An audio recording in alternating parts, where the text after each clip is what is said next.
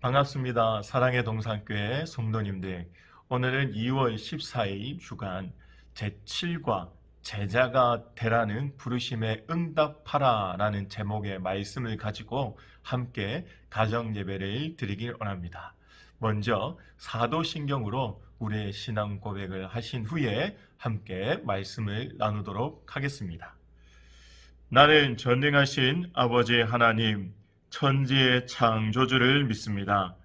나는 그의 유일하신 아들 우리 주 예수 그리스도를 믿습니다.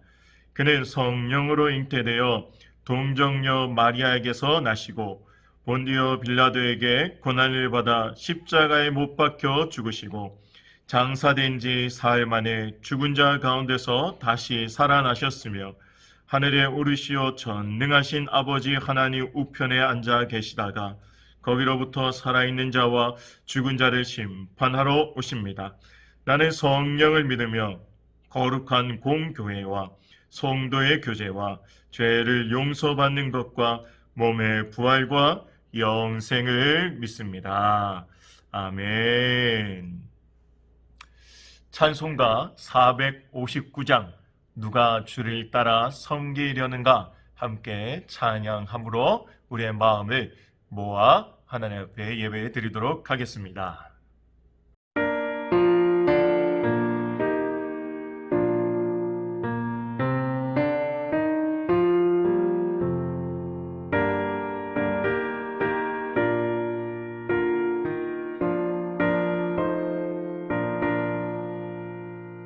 누가 주를 따라 섬기려는가 누가 죄를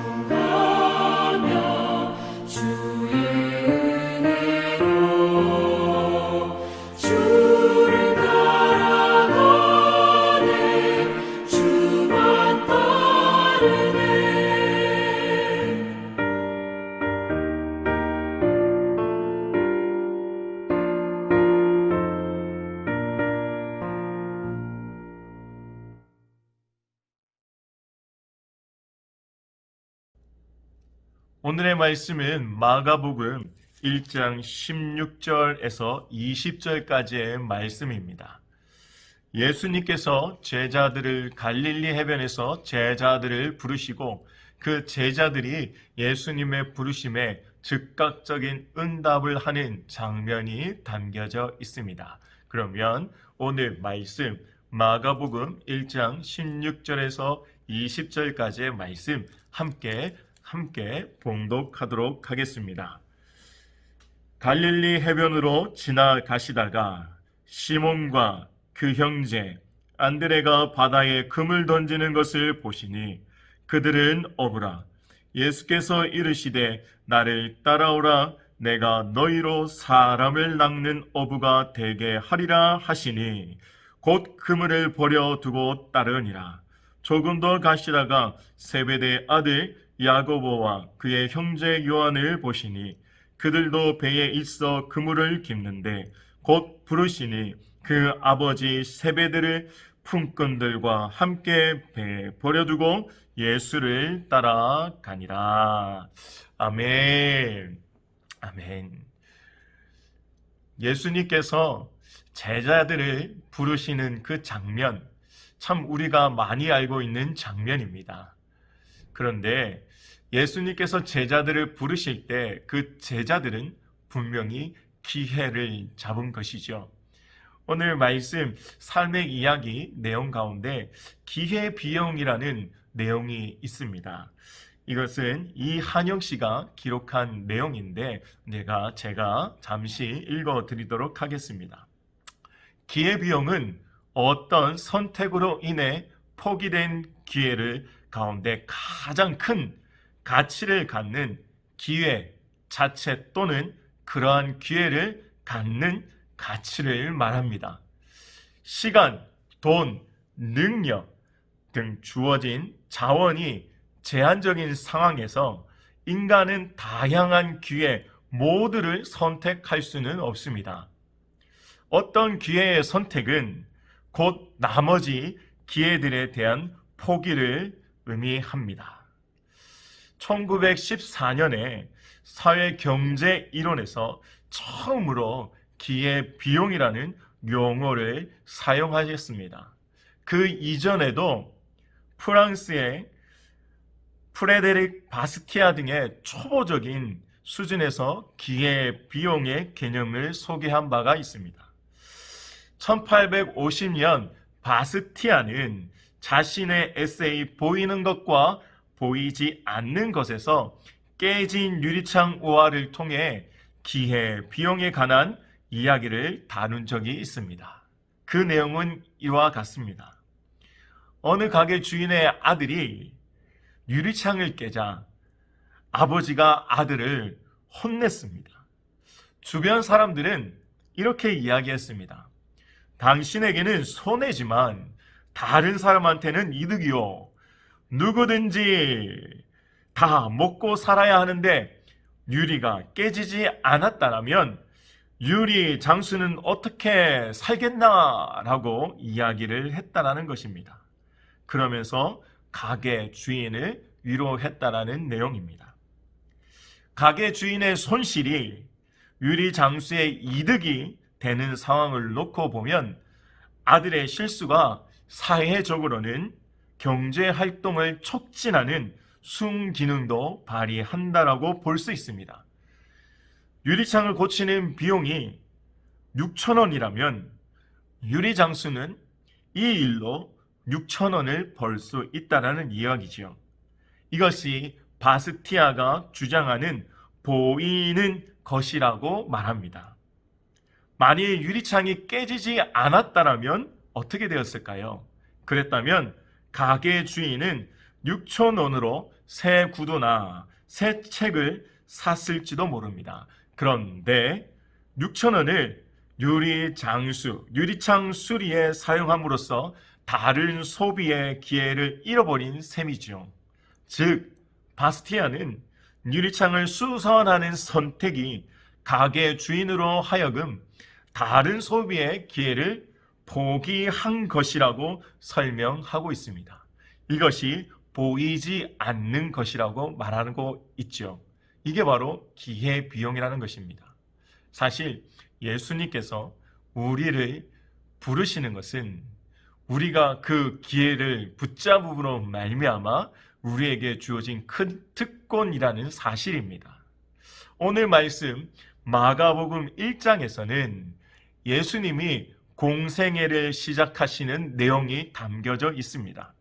특별히 오늘 본문은 예수님께서 4명의 어부를 제자로 부르시는 내용이 있죠.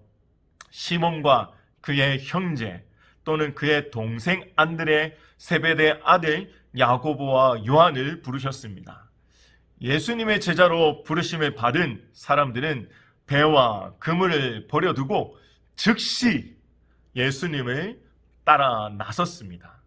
제자가 되는 것은 그와 같은 결단이 필요하다고 이야기를 하고 있습니다.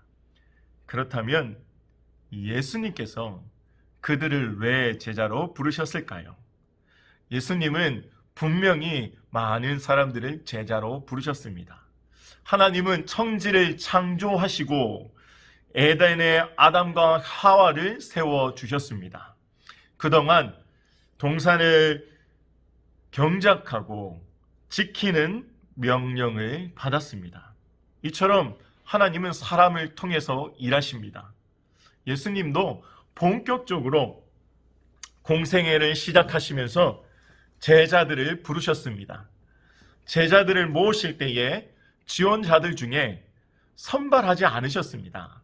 제자는 하나님의 나라를 함께 세워갈 사람들이기 때문에 예수님이 갈릴리 지역을 다니시면서 주님의 마음에 합당한 사람들을 제자로 부르셨습니다. 어떤 면이 주님의 마음에 들었는지는 우리는 알 수는 없습니다. 다만 주님인 제자들을 부르실 때 확신을 가지고 부르셨다는 것이죠. 성경에는 다 나오지는 않습니다만 예수님이 제자로 부르셨을 때 거부한 사람은 없었습니다. 재물이 많아 근심하여 돌아간 부자 청년의 경우는 그가 어떤 부분으로 고민하고 있는지를 예수님이 아셨습니다. 그가 돌아갈 것을 예수님도 예상하셨습니다. 그 외에는 예수님의 부르심에 거절한 사람, 거부한 사람은 한 사람도 없었습니다. 오늘도 예수님은 하나님 나라를 함께 세워갈 사람들을 부르십니다. 제자는 처음부터 태어나는 것이 아니라 예수님의 부르심에, 주님의 부르심에, 하나님의 부르심에 응답한 사람들이 훈련되어 가는 과정에 있는 것입니다. 제자가 된다는 것은 예수님을 따라가는 것입니다. 제자는 예수님을 따라갈 때에 예수님이 나를 따라오라고 말씀하셨을 때에 이 말씀의 문자적 의미는 내 뒤에 오라라, 내 뒤에 따라오라 라는 의미입니다. 예수님이 앞에 가시고 그 뒤를 우리는 따라가는 사람이 바로 제자라는 것이죠. 예수님을 전인격적으로 만나지 않으면 이렇게 따라갈 수가 없습니다. 오늘 예수님의 부르심을 받은 제자들은 어부들입니다. 반면 예수님은 목수였습니다. 기능적인 차원으로 본다면 어부들이 목수에게 배울 것은 하나도 없습니다. 따라서 제자들이 예수님의 부르심에 응답하기까지, 그리고 그 응답하고 따라가기까지 그들은 예수님에게서 다른 사람들에게 볼 수 없고 느낄 수 없는 부분이 있다는 것을 깨달았기 때문에 예수님을 따라간 것이죠. 예수님이 하나님의 아들이심을 깨달았습니다. 예수님이 우리의 구원자이심을 깨달았습니다. 또한 예수님이 우리를 이끌어 주실 분이심을 깨달았다는 것이죠. 예수님을 따른다는 것은 그의 말씀에 순종한다는 것입니다. 순종 역시 예수님을 따라간다는 것이죠. 예수님보다 앞서지 않고 묵묵히 따라간다는 것입니다. 나의 섬김과 헌신이 필요하실 때 주님이 말씀하시면 즉시로 아멘 하며 따라가는 것입니다. 그분께 전적으로 내 삶을 의지하는 표현이겠지요. 내 생각과 경험, 내 지식보다 주님의 뜻을 먼저 세우는 것, 그리하여 예수님을 따라가는 것, 그것이 우리가 취해야 할 바로 제자의 자세라는 것입니다. 실제로 제자들은 목수였던 예수님이 깊은 곳에 그물을 던지라는 말씀까지 순종하였습니다. 목수였던 자의 말을 전문가였던 어부들이 듣는 거 쉽지는 않았습니다. 그러나 이 어부 제자들은 그 말씀을 따라 그 말씀대로 행동했다라는 것이죠. 이것이 바로 예수님을 따라가는 제자들의 두 번째 모습이었습니다. 제자가 되기 위해서는 세 번째, 결심하면 포기해야 할 것들이 많다라는 것입니다. 기회비용의 차원에서 보면 제자들이 예수님의 제자가 되기 위해서 포기해야 하는 것들과 대신에 얻는 것 사이에서 그만한 가치가 있는지를 생각해 보아야 한다는 것입니다. 시몬과 안드레는 그물을 버려두고 예수님을 따랐고, 야고보와 요한은 배와 그물, 또 아버지, 품꾼들을 버려두고 예수님을 따르기로 합니다. 갈릴리 호수 주변에서 물고기를 잡던 어부들이었기 때문에 지금 그들이 내려놓는 것들을 다시 구하기 힘든 것들입니다. 그분이나 배 같은 보이는 것들뿐만이 아니라 어부들이라면 자신들의 어획을 하던 지역들이 분명히 있었을 것입니다. 그런데 이러한 것들을 포함해서 그동안 지내왔던 삶의 방식을 포기하는 것이 쉽지 않았을 것입니다.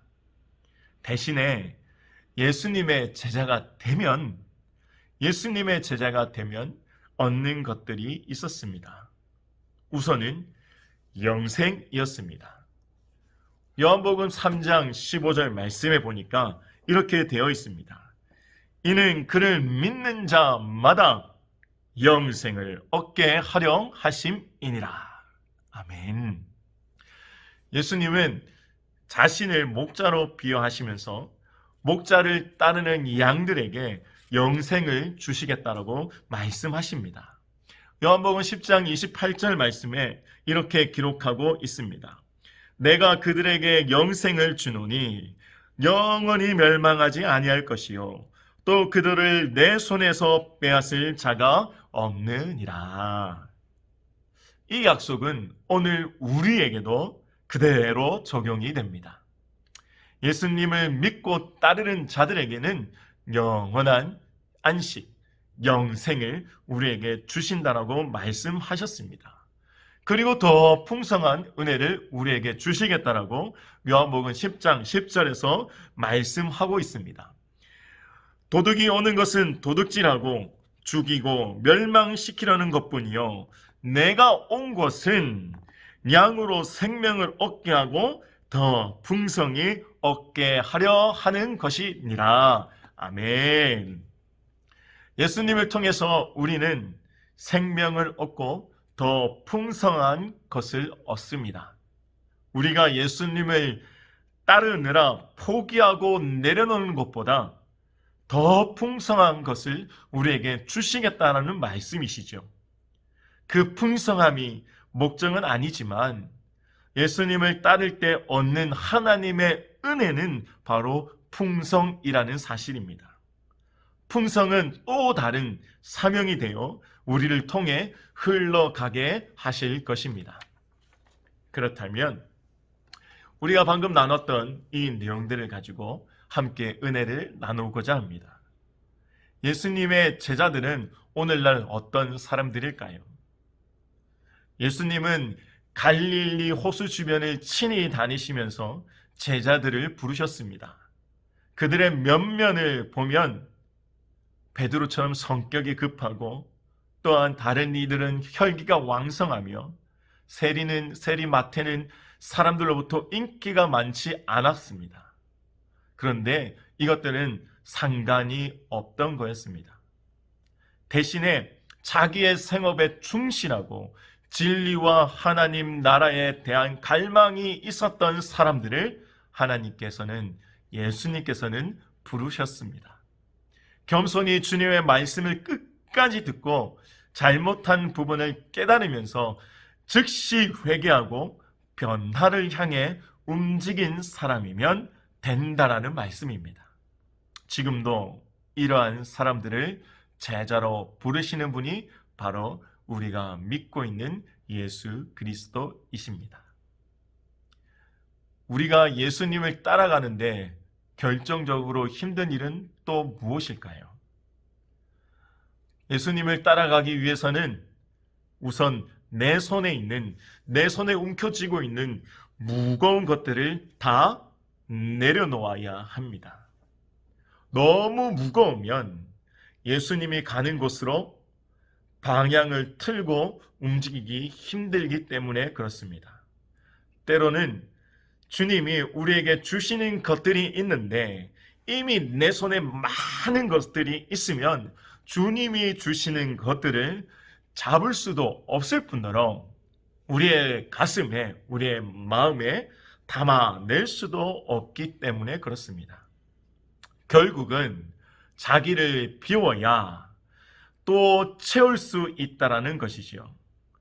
내려놓지 않음으로 말미암아 주님의 말씀, 주님의 은혜, 주님께서 주시는 그 풍성함을 채울 수 없다라는 것입니다.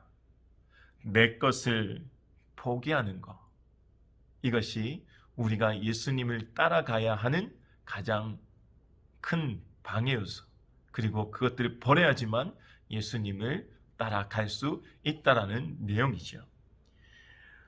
예수님의 제자가 되기로 했을 때, 그렇게 결심하였을 때 우리에게 필요한 것은 또 무엇일까요? 예수님의 제자가 되기로 결심한 사람들의 공통적인 반응은 바로 즉시입니다. 고민하지 않았다라는 겁니다. 고민하던 사람은 돌아갔습니다. 즉시 응답해야만 합니다. 예수님의 제자가 되는 것을 고민하면 결국 망설이다가 이전의 삶의 방식으로 돌아가고 말 것입니다.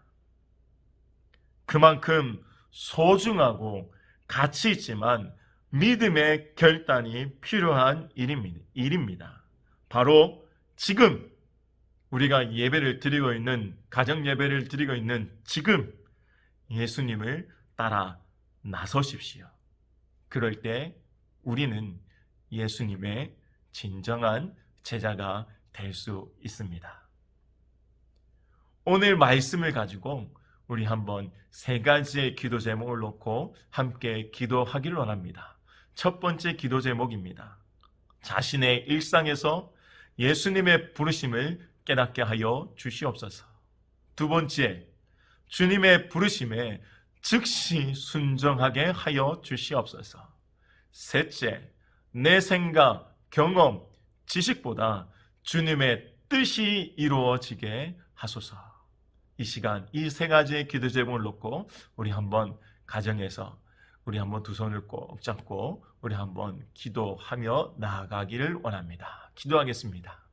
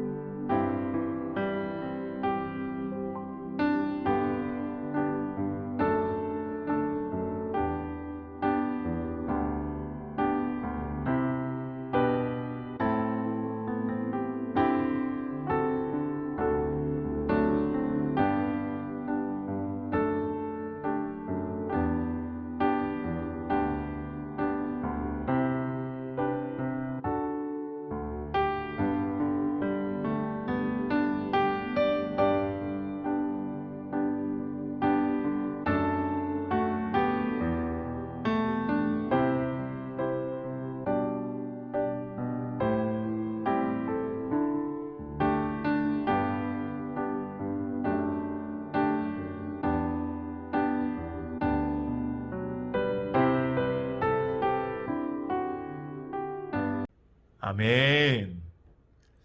이 시간 찬송가 88장 내 진정 사모하는 찬양 함께 하시면서 우리 한번 가정에서 함께 정성껏 예물을 우리 함께 하나님 앞에 드렸습니다.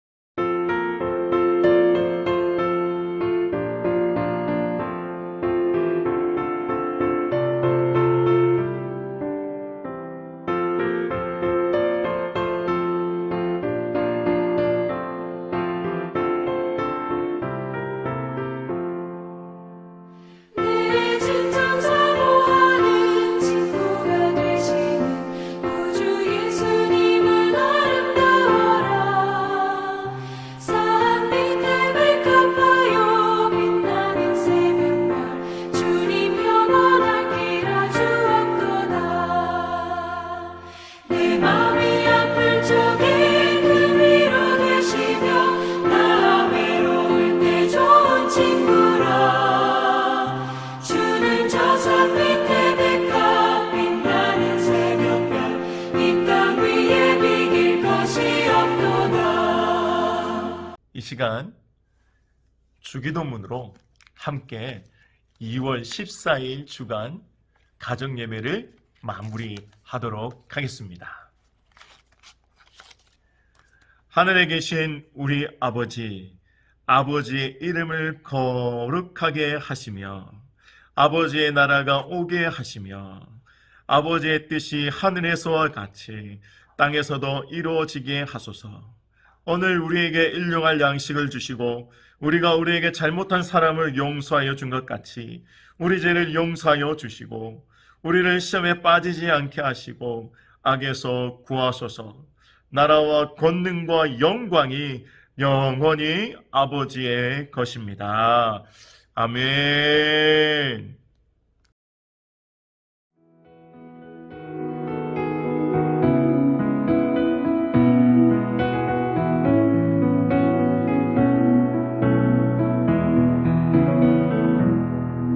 그 선한 힘에 고요히 감사하여 그 놀라운 평화를 누리며 나 그대들과 함께 걸어가네. 나 그대들과 아내를 여네. 지나가 넘을 어둠의 날들이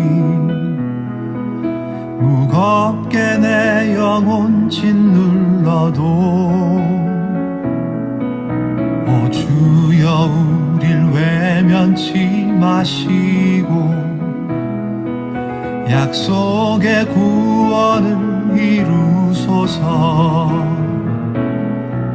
그 선한 힘이 우릴 감싸시니 믿음으로 일어날 일 기대하네.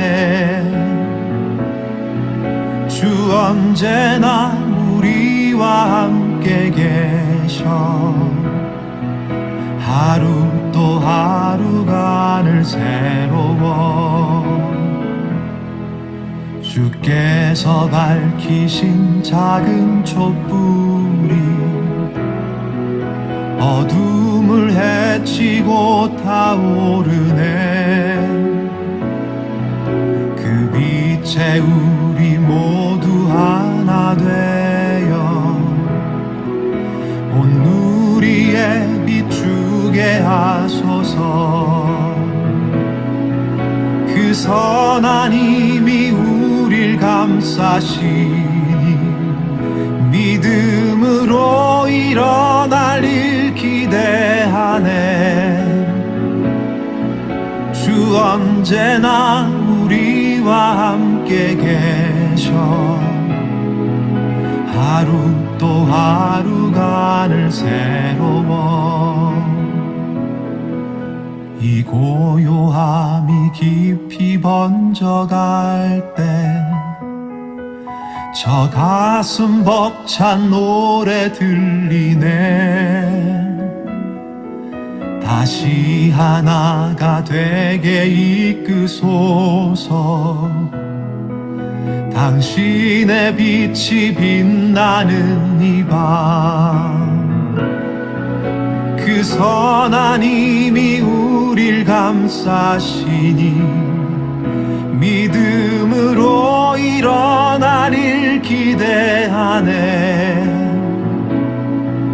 주 언제나 우리와 함께 계셔 하루 또 하루가 늘 새로워.